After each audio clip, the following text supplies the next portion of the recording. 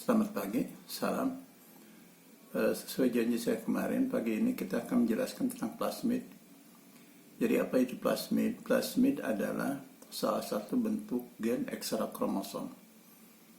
Selama ini kita mengenal bahwa yang disebut gen itu pembawa sifat makhluk hidup yang berada di dalam kromosom. Ternyata penelitian berikutnya menemukan bahwa gen tidak hanya berada di dalam kromosom, tapi juga ada di luar kromosom, di dalam sitoplasma. Nah, gen yang berada di dalam kromosom itu disebut sebagai gen dominan. Sedangkan gen yang berada di luar kromosom itu disebut sebagai gen adaptif. Jadi seperti ini misalnya. Saya makan pisang, monyet juga makan pisang. Nah, meskipun sama-sama makan pisang, tapi monyet tidak lantas berubah jadi saya, begitu juga saya tidak lantas berubah jadi monyet.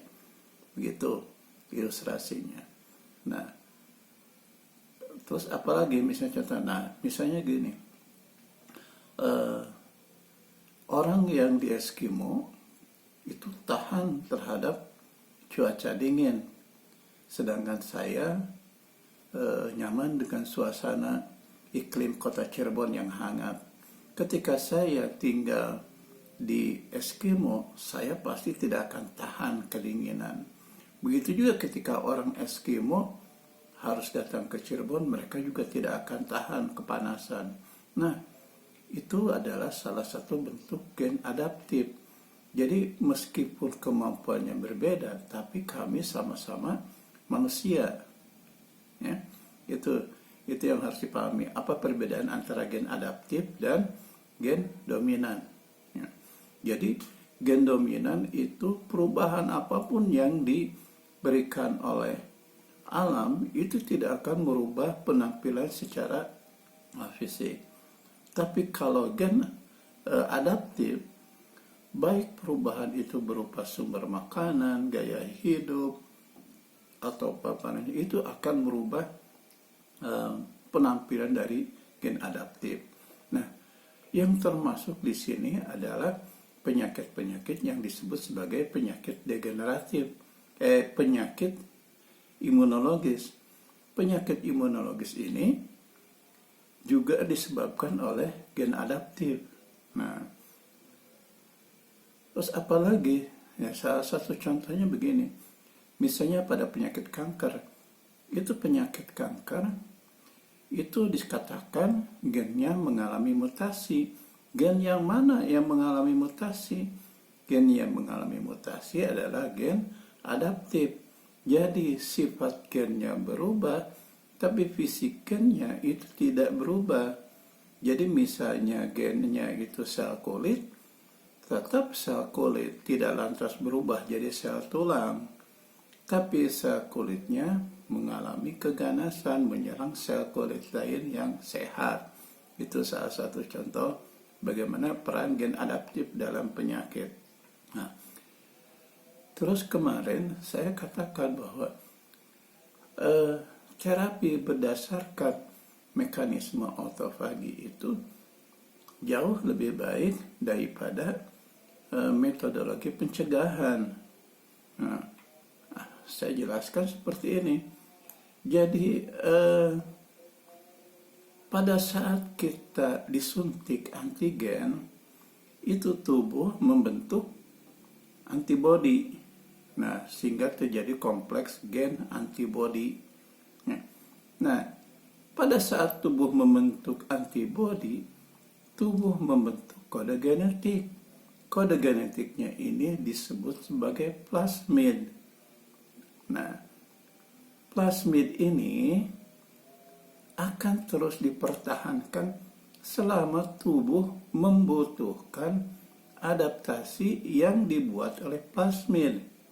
Nah, tapi ketika tubuh sudah tidak membutuhkan plasmid lagi, maka plasmid ini akan dikeluarkan. Nah, ini yang seringkali jadi masalah. Kenapa? Karena plasmid ini memiliki salah satu sifat karakter gen. Apa itu sifat karakter gen? survive, yaitu mempertahankan diri. Jadi gen itu, gen plasmid atau gen adaptif ini tidak menginginkan dirinya dikeluarkan. Ya. Jadi dia akan berusaha untuk mempertahankan dirinya. Bergening lah, tawar-menawar kalau kata kita dengan gen dominannya, supaya dia tidak dikeluarkan.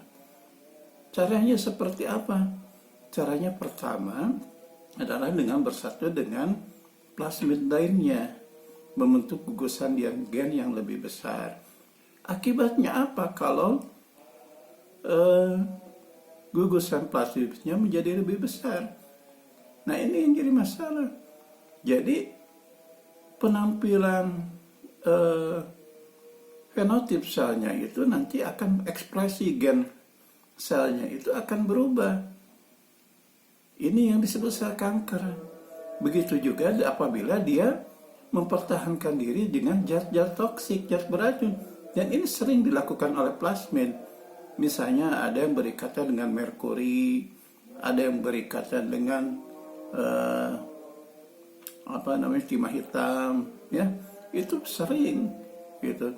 Dan ini mengakibatkan perubahan ekspresi gen, jadi sel kanker. Nah, itulah sebabnya mengapa dikatakan kalau pencegahan dengan penyuntikan antigen itu beresiko di kemudian hari, berbeda dengan terapi atau pengobatan dini dengan autofagi. Pengobatan dini dengan autofagi justru kita tidak menimbulkan plasmid baru, ya. Justru kita mencerna si lisosom ini, jadi mencerna semua plasmid yang ada, jadi tubuh itu seolah-olah bersih. Nah, akhirnya tubuh akan membentuk plasmid baru yang relatif bersih dari plasmid. Jadi betul-betul plasmid yang sangat-sangat dibutuhkan yang dibentuk oleh tubuh karena efisiensi. Ya, itulah mengapa pengobatan dini dengan mekanisme autofagi ini jauh lebih baik daripada pencegahan dengan penyuntikan antigen. Demikian informasi yang bisa saya sampaikan pagi ini, mudah-mudahan bermanfaat. Salam.